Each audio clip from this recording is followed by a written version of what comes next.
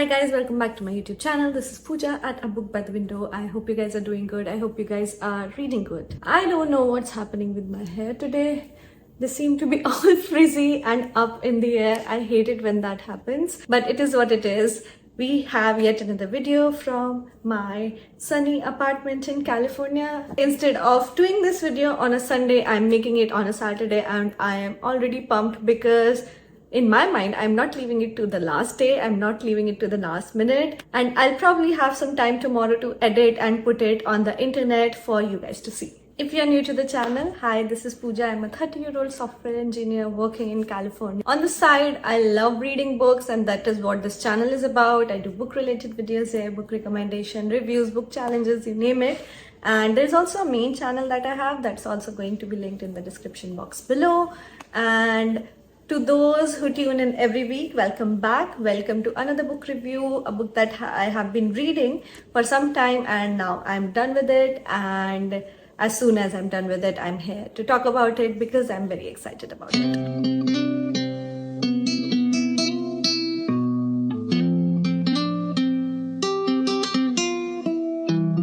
Have you ever wondered what it's like to be a rock star in the making? Living in New York, chasing your dreams, and trying to find your artistic voice? Well, buckle up because today we are talking about the iconic book by Patti Smith, Just Kids. This book just isn't a memoir. It is a time machine to the glittery, and oh so inspiring world of the 70s and the 60s music scene, especially in a big city like New York. If you've ever dreamed of living in a loft with an artist or hanging out with them, this is your backstage pass. So let's get into it. Let me just start by giving an introduction of the book. So what is the book about? This is tainted as a memoir by the very iconic singer Patti Smith. It takes us on a journey to her early career in New York, where she meets the love of her life, Robert Mapplethorpe. I think I'm pronouncing it wrong, so please don't come at it. I'm trying to do my best here. This is a story about friendship, their love, and two artists trying to find their artistic voices, trying to find their individuality, and they are in a relationship and also outside a relationship while they are trying to grow as artists in two different fields that are connected but not connected. And how do they struggle with making ends meet, paying rent, and they're not really big at this point. So are they gonna survive? Is their love going to pass the test of time? The story is very raw and real and gritty in some parts, but in a way that define love through the unattractive parts, the ugly parts, and through the eyes of ambition. It's not just a memoir, it is a love letter to art, creativity, and the magic of the New York City in itself. From the plot,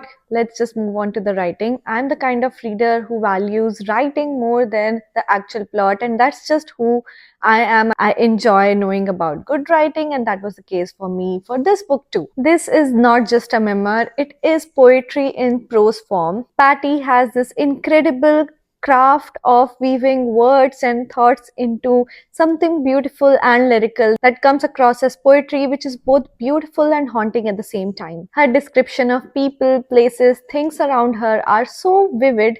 Sometimes you feel that you are right there with her, sitting in Chelsea Hotel, sipping on a cup of coffee alongside and listening to her endless stories. Plus, the way she captures her emotions and feelings are so raw and authentic, you'll find yourself highlighting passages left and right, and that's always a sign of a good writer. Here is a gem from the book that sums up the spirit of writing and poetry that comes across in the writing. In art and dream, may you proceed with abandon. In life, may you proceed with balance and stealth. Isn't this line just perfection? While writing is one of the highlights of the book, I'm going to also go ahead and talk about more highlights, the actual section of the highlights in my review videos as you see. And first of all, the first off the bat highlight for me was the nostalgia of 60s and 70s and how different genres of music were up and coming. It was the time to be in big cities and be an artist, and that is very well reflected in the story, in the thoughts, in whatever the memoir is trying to tell you. If you love the idea of 60s and 70s music and art scene, this book is pure gold for you. Second highlight for me was also the relationships. The relationship that is shown between Robert and Patty is very unconditional. It is also not very conventional in the sense of way that we see relationship as being conventional partners. They are also torn apart by their own artistic voices, sometimes torn apart by their ideas, but they always come together to have each other's best interest in mind, and whenever they need each other, they're gonna be there for them, and which is just the essence of love that is so lost today, I feel. And it was very well captured at a time when we did not have social media to compare ourselves with, to compare our relationships with. It was only us and our partner in that sphere, in that realm, and we would do anything to make the other person happy and feel safe and secure. And that is what Robert and Patty tries to do for each other, despite the circumstances that they are thrown into, despite the confusion and chaos their own thoughts bring, despite the condition that they start off their careers in. So that is always something that sticks with me, the kind of human emotion and connection that is shown in these stories. And I'm going to call this one of the highlights of the book for me. Sorry, for the first time in the history of me making my videos, my phone just died, and that means there's gonna be a little difference in the lighting now. The sun has gotten down, but that is not going to take away from what I was saying. What was I saying? I was talking about the highlight of the book, how more specifically the love between Robert and Patty is shown in such a real manner, and that kind of genuine connection is very hard to find today.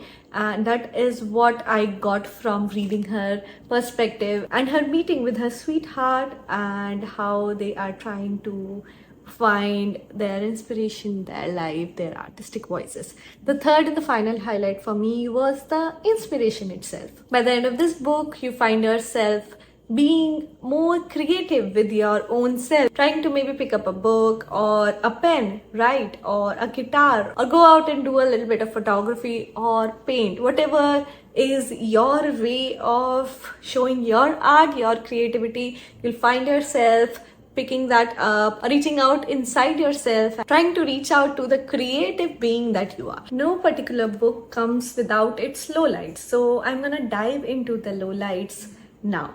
This book is a very abstract book. It portrays the vague human emotions and it has no structure to it. This is a trait of artists, right? When they write books, when they write their own thoughts, they're not going to be very particular about a structure. It is very subjective and they want it to be as subjective as it can be. So in that sense, it's not for everyone. I know it's not for everyone because not everyone wants to read pages about someone's emotions, and to some it might also be boring. The pace of the book is slow because it's supposed to be very lyrical and poetic. It is supposed to depict a love story, and that's not for everyone.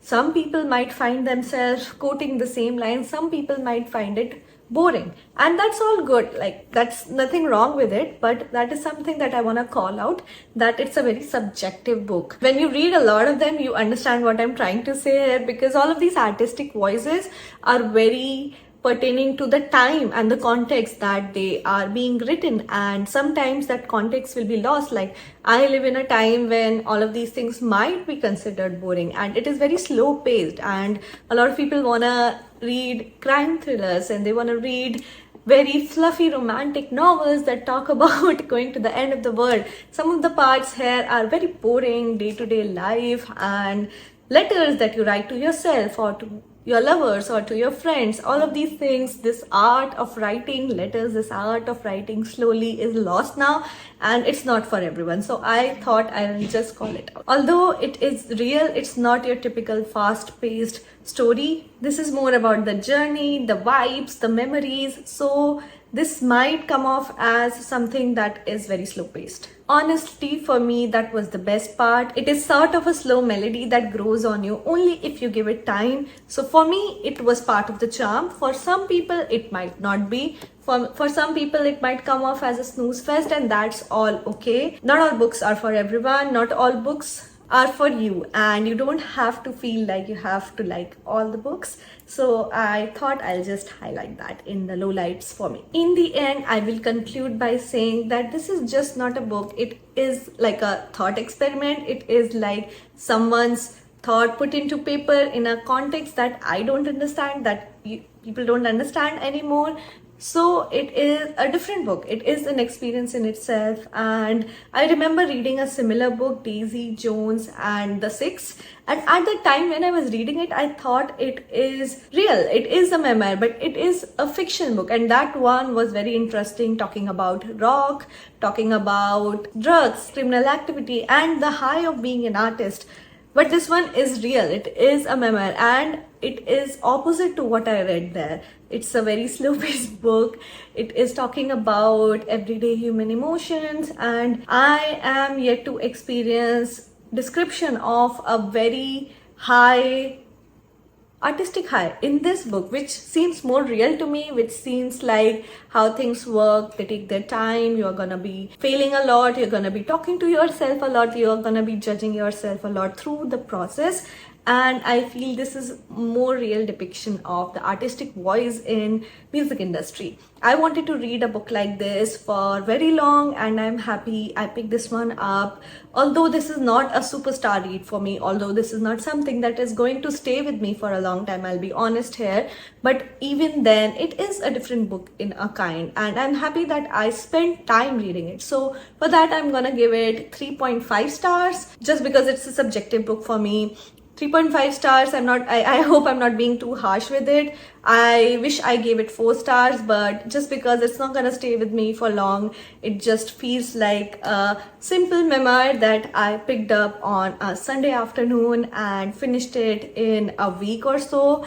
This is that kind of book for me. As is, ratings do not mean a lot to me. I am going to be honest here. It is just a way for me to tell how much I like this book. So I might as well give it 4 stars. It is one and the same thing for me. But I hope if you're trying to pick this one and if you're looking for a review, the thoughts that I had before the rating matters more to you than just a number.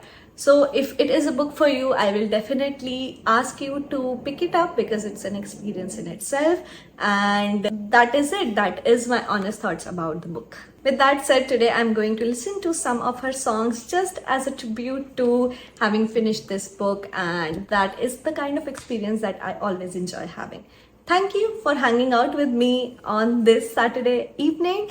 It is about time I have my dinner. I have been yapping for too long. My tummy is just growling. I've been really hungry. So I'm gonna have a feast. And I hope you also have a feast this Sunday, this Saturday, on the weekend. Tell me in the comments, how did you like the review? Is there any other book that you would like me to review? Or if you've read this one, what are your honest thoughts about it? I'm always open to discussion. I love discussing about books, so I will encourage you guys to go crazy in the comments. And if you like the video, please like it, share it with your friends, comment down below, subscribe to the channel. You know the drill. I will be here next week talking about another book or a book challenge or what do you know next. I'm gonna take your leave for today, and I hope you guys do good.